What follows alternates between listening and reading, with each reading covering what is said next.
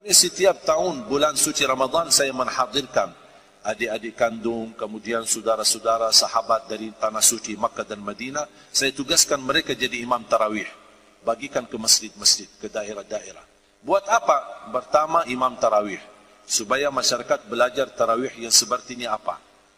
Bukan maksudnya kita harus panjang-panjang, boleh baca pendek, tapi salat yang tumaknina, jangan kejar-kejaran salatnya. Bukan kejar-kejaran tarawih, salat yang tumaknina walaupun bacaannya sedikit. Saya menghadirkan 5 adik kandung saya, karena jumlah adik-adik saya 12. Jadi kita boleh berhiburan, boleh bersenang-senang, tapi ketika kita bersama Al-Quran serius.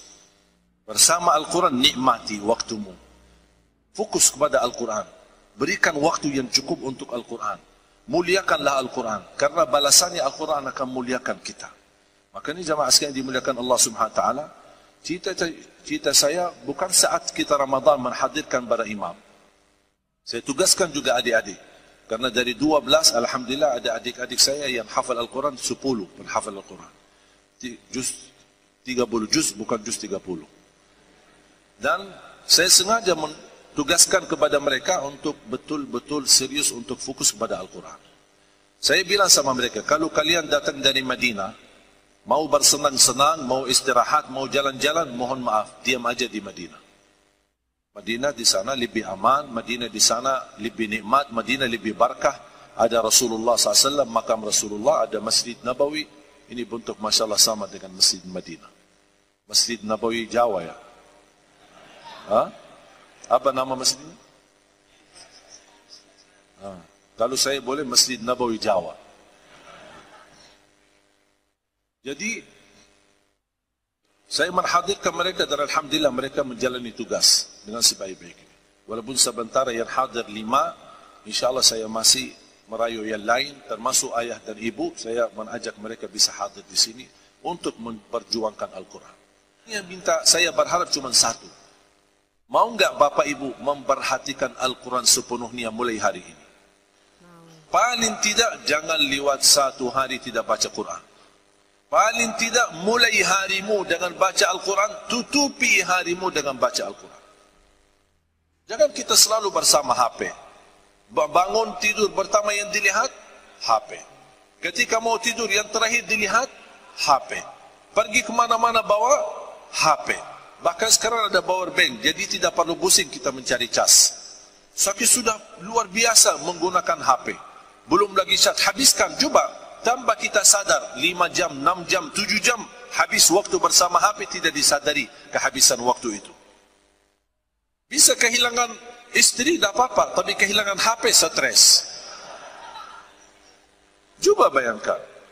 Makanya jemaah sekalian, kita perlu memperhatikan.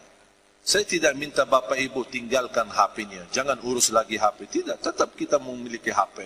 Tapi tolong disesuaikan bacaan Al-Quran. Mulai harimu dengan baca Al-Quran, dan tutupi harimu dengan baca Al-Quran, supaya menjadi di antaranya barakah. Sederhana, 1 ayat. Ayat Al-Kursi.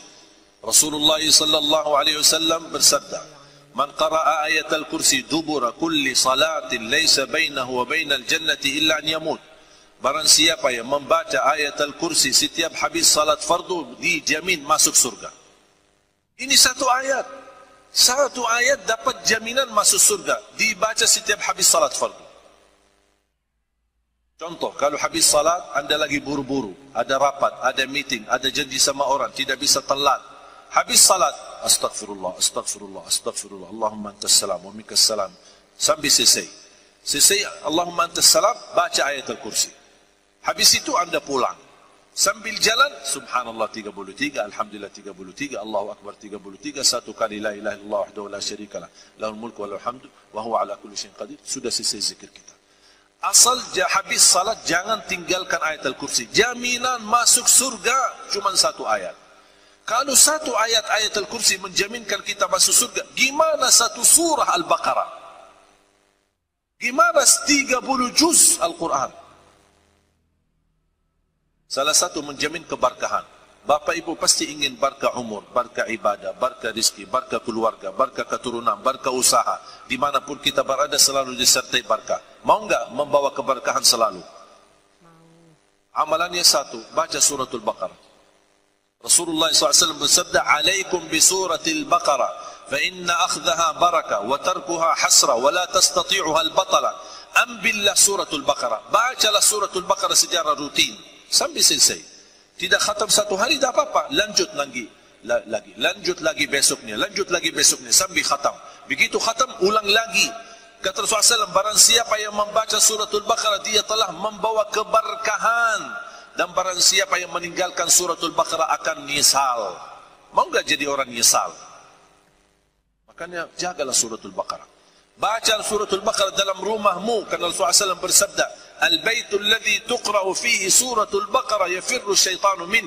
Rumah yang di dalamnya dibacakan suratul Baqarah, syaitan bakal lari, kabur, tidak kuat bertahan di dalam rumah yang dibacakan dalamnya suratul Baqarah. Makanya kalau kita merasa sering berantem di rumah, sering berkelahi antara suami istri, sering beribut di rumah tangga, anak kita bawel tidak bisa taati suaminya, tidak bisa taati orang tuanya, ada masalah antara suami istri, ingat, banyak syaitan di rumah. Semua keributan dalam rumah gara-gara banyak syaitan di rumah. Gimana cara obatinya untuk mengusir syaitan? Jangan ke tukang dukun datang. Pak, dukun kita bawa orang dukun datang biar dilihat. Ini Pak ada. Seperti kemarin saya isi acara, habis acara ada satu ibu nangis luar biasa. Minta tolong. Apa minta tolong? Kenapa? Minta saya mampir ke rumahnya. Ada apa di rumahnya? Katanya rumah saya ada hantu. Kata siapa? Ada satu orang. Dia datang ke rumah saya. Makanya saya tidak berani masuk ke rumah itu. Dan setiap saya mau bawa orang, dia baca yang tidak tahu, baca gitu. Terus saya bayar 5 juta, kadang 4 juta, 3 juta. Habis uang saya. Dan hantu-hantu tidak keluar-keluar. Tolong saya minta Syekh, doakan. Bisa. Saya langsung ke rumah. Kasihan ibu itu, ditipu selama ini. Dibohongi, dibodohi. Gara-gara kepercayaan kepada dukun atau ramal atau macam-macam. Saya datangi ke rumahnya. Begitu saya masuk, astagfirullahalazim, saya sengaja bikinlah. Begitu, astagfirullahalazim, ada 4, 5. Mohon maaf, karena dia percaya itu, ya saya harus ikutin dia. Begitu saya baca, jangan khawatir Bu, tenang saja, saya akan bacakan insyaAllah. Saya baca suratul Baqarah. Begitu saya, alhamdulillah baru mulai keluar. Ini keluar satu. Alhamdulillah Bu. Oh ini yang kedua keluar. Ibu alhamdulillah. Ibu alhamdulillah semuanya sudah keluar ibu. Sujud syukur. Benar tidak ada lagi. Tidak ada lagi Bu. Alhamdulillah semenjak itu dia kembali ke rumahnya dan alhamdulillah nikmat. Setiap dia kesempatan telefon, alhamdulillah saya sudah tempati rumah saya. Ibu tidak ada lagi hantu. Tidak ada lagi. Kan Syekh sudah usir mereka. Maaf, dia percaya begitu, mau bilang apa lagi? Soalnya kadang-kadang ada orang yang tidak suka kita terlalu jujur. Kita mau jujur, ibu tidak ada hantu di rumah, tidak ada apa-apanya, jangan percaya itu. Masa? Tidak percaya. Makanya kita harus akalin, itu akalnya seperti itu, ya kita masukin akalnya. Jadi kita harus tahu ketika berbicara sama orang, atau harus tahu bagaimana cara fikirannya, bagaimana prinsipnya, bagaimana biar kita masuk.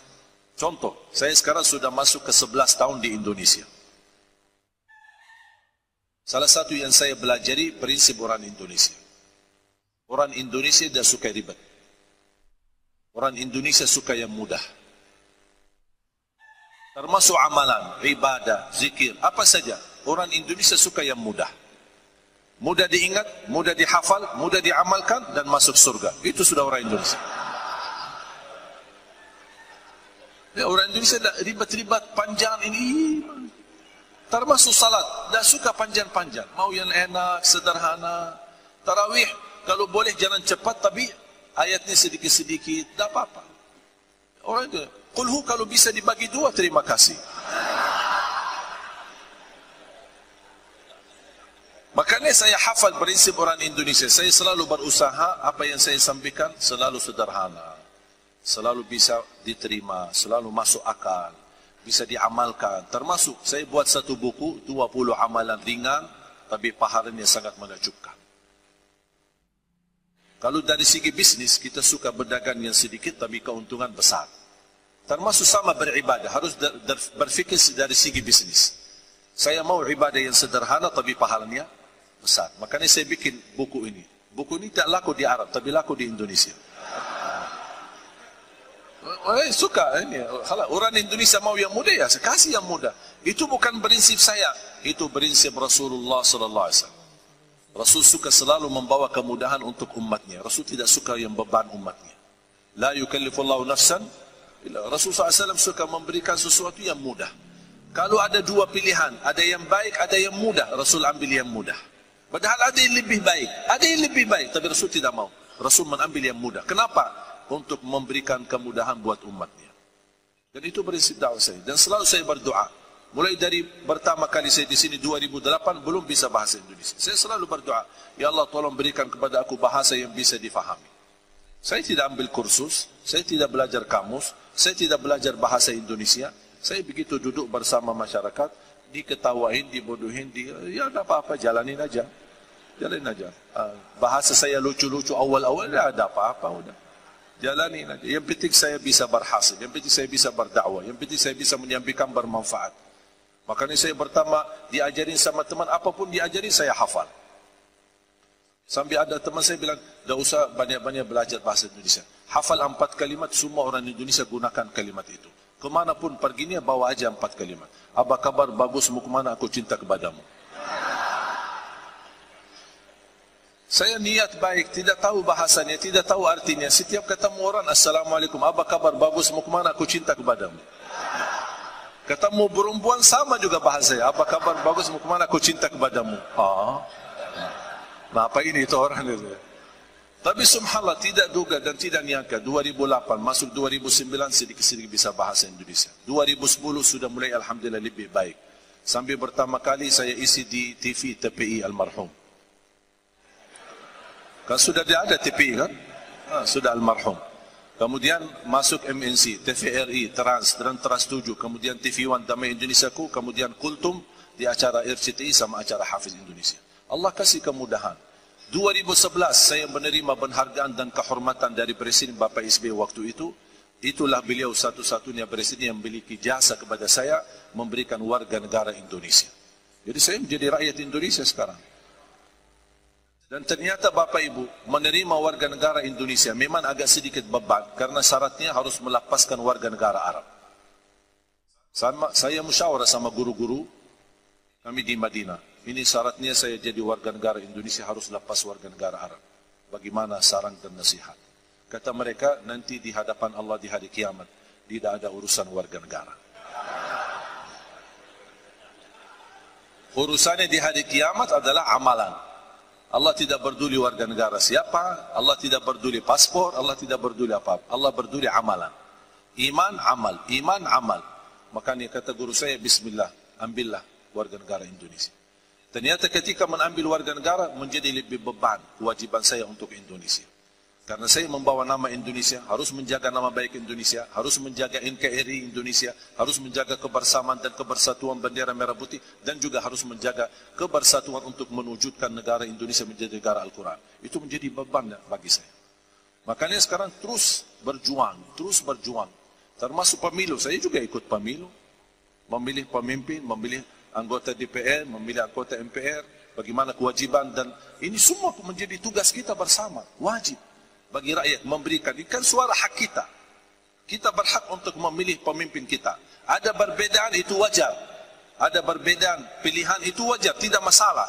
Tapi yang tidak boleh adalah permusuhan gara-gara perbedaan. Itu yang tidak saya terima. Anda boleh milih A, milih B, milih 01, milih 02, itu hakmu, hak masing-masing. Tetapi yang tidak boleh terjadi permusuhan gara-gara perbedaan pilihan. Sampai terjadi perang saudara. Sama-sama muslim tapi saling membunuh. Na'udzubillah min zalik. Saya tidak mau itu terjadi di Indonesia. Makanya kita selalu jamaah sekalian menjaga kebersatuan. Ternyata ketika saya terima warga negara, saya menemukan sejarah. Ternyata Bapak Ibu, anugerah saya menjadi warga negara Indonesia. Pertama, saya bisa ke Palestina. Karena selama warga negara Arab tidak bisa ke Palestina. Bahkan anugerah yang lebih istimewa lagi, saya diberikan kesempatan menjadi imam salat maghrib dan isya di Masjidul Aqsa. Makanya subhanallah, kalau besok-besok Bapak Ibu dengar ada orang Indonesia menimami salat maghrib dan isya di Masjidil Aqsa, itu Ali Jabir. Tak ada lagi, mana ada orang Indonesia masuk ke sana salat, jadi imam lagi. Kesempatan pertama kali bisa ke Masjidil Aqsa dan pertama kali jadi imam. Alhamdulillah, karunia dari Allah Subhanahu wa taala. Yang kedua, saya menemukan sejarah keluarga. Ternyata saya punya darah keluarga di Indonesia. Tapi ibu saya tidak pernah cerita. Saya menemukan sejarah keluarga di Indonesia. Di Lombok, di Madura, di Bumi Ayu, kemudian di Surabaya, di Jakarta, di Bima, banyak keluarga. Ternyata ceritanya ayah ibu dan kakek ibu dua-duanya kelahiran Lombok. Kakek ibu saya nikah sama orang Bumi Ayu. Istri yang kedua sama orang Madura. Istri ketiga sama orang Lombok. Belum yang keempat sudah wafat. Bagaimana beliau wafat? Dibunuh sama penjajah Belanda. Karena beliau mampu menyatukan masyarakat Sasak di Lombok untuk melawan penjajah Belanda. Dia membuat penjajahan Belanda pusing, sakit kepala. Karena dia orang pemberani, tinggi lagi orangnya. Makanya dibunuh. Dan ada beliau punya makam besar di Ampenan. Makanya ketika saya bertemu Presiden Jokowi, saya sampaikan, saya sebenarnya cucu pahlawan, tapi belum terdaftar. Makanya kembali lagi asal usul saya Indonesia, walaupun mancung. Alhamdulillah, nikmat besar. Sambil saya meyakinkan saya menjadi orang Indonesia, ketika saya periksa di rumah sakit, dokternya kaget, subhanallah darahnya merah putih. Alhamdulillah. Makanya jemaah sekalian, ayo mari kita sama-sama mewujudkan cita-cita kita. Saya harap cita ini bukan cita saya sendiri, tapi saya harap menjadi cita kita bersama. Kalau boleh, saya diterima di tengah Bapak Ibu menjadi keluarga besar bersama. Kira-kira diterima? Sahabat baru, saudara baru, kita menjadi satu keluarga, Ahlul Quran, insyaAllah pencinta Al-Quran. Saya begitu bangga dan senang ketika terjadi gerakan 411 dan 212. Sambil umat Islam dari seluruh Indonesia datang ke Monas. Kenapa? Untuk bela Al-Quran. Tapi sayang sekali, yang saya harap, jangan kita hanya membela Al-Quran sesaat. Jangan kita ada gerakan seperti itu karena ada orang menghina Al-Quran. Kenapa kita harus menunggu ada orang menghina Al-Quran baru kita bangkit untuk membela Al-Quran? Seharusnya sebelum ada yang menghina Al-Quran, jangan lupa kita sudah menghina Al-Quran duluan. Sudah lewat berhari-hari tidak baca Quran. Sudah tidak menghargai Al-Quran. Sampai saya masuk satu kampung, saya bangga sekali mendengar suara Al-Quran dari sebuah rumah. Saya bilang, Alhamdulillah baru lewat satu kampung ada bacaan Al-Quran. Biasanya pagi-pagi sambil ibu sapu-sapu, joget-joget karena nyanyi. Dandut-dandut itu pagi-pagi subuh belum terbit matahari sudah disetel dandutnya sambil usaha sapu-sapu rumahnya. Pas lewat satu kampung dengar suara Al-Quran, saya bersyukur Alhamdulillah baru saya dengar suara Al-Quran di rumah. Mudah-mudahan menjadi berkah. Mudah-mudahan semua rumah di kampung-kampung dan desa-desa dan di kota-kota mersetel Al-Quran di pagi hari supaya terdengar bacaan Al-Quran dari mana-mana. Kata sahabat saya, maaf Ustaz, kayaknya salah faham, ini kemarin ada orang meninggal. Astaghfirullahalazim. Iman Allah turunkan Al-Quran untuk orang meninggal. Karena untuk kita yang masih hidup. Gimana kita gunanya? Jangan kita hanya kenal Al-Quran pas ada orang meninggal. Kalau sudah tidak ada orang meninggal, tidak kenal Al-Quran. Atau kenal Al-Quran di bulan Ramadan. Begitu masuk Ramadan, kita bawa Al-Quran. Begitu habis Ramadan, kita masukin dalam lemari. InsyaAllah ketemu Ramadan akan datang ya. La hawla wa la quwwata illa billah. Itulah musibah. Harapan saya, ayo mari kita sama-sama. Saya tidak minta Bapak Ibu hafal 30 juz. Saya minta jangan lewat satu hari tidak baca Quran. Walaupun satu halaman, walaupun satu ayat, buka, baca. Begitu selesai, lanjut lagi nanti habis aktivitas. Begitu setiap anda datang ke masjid, walaupun tidak sempat salat berjamaah karena sudah berjamaah salat duluan. Begitu anda selesai salat sendiri, sebelum keluar dari masjid, baca ayat-ayat Al-Quran. Ambillah Al-Quran, bacalah walaupun sebentar, 5 minit, 10 minit, supaya berkah hidup kita, berkah rizki kita, berkah aktivitas kita. Wallahi jamaah sekalian, Anda tidak akan sia-sia hidupnya, tidak akan terlepas dari keberkahan kalau selama bersama Al-Quran. Kira-kira siap? Dan kembali saya ingatkan, kalau anda merasa dirinya gagal untuk menjadi penghafal Al-Quran, jangan gagalkan anakmu menjadi penghafal Al-Quran. Kalau itu pun tidak berhasil, jangan gagalkan hartamu menjadi saksi baik untuk Al-Quran. Infak sedekah kita, zakat kita, wakaf kita, semua kita berjuangkan. Masing-masing pasti saya yakin bisa memperjuangkan Al-Quran. Ada yang dari segi tenaganya, ada yang segi ilmunya, ada yang segi fikirannya, ada yang segi fisiknya, ada yang dari segi hartanya, ada yang segi keluarganya, wakafnya, apa saja.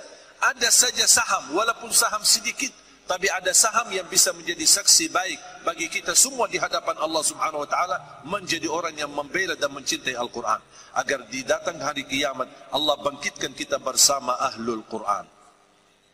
Saya doakan semua yang hadir, mudah-mudahan Allah jadikan semua Ahlul Quran, para pencinta Al-Quran, berakhlak akhlakul Quran, dan juga selalu senantiasa menjadi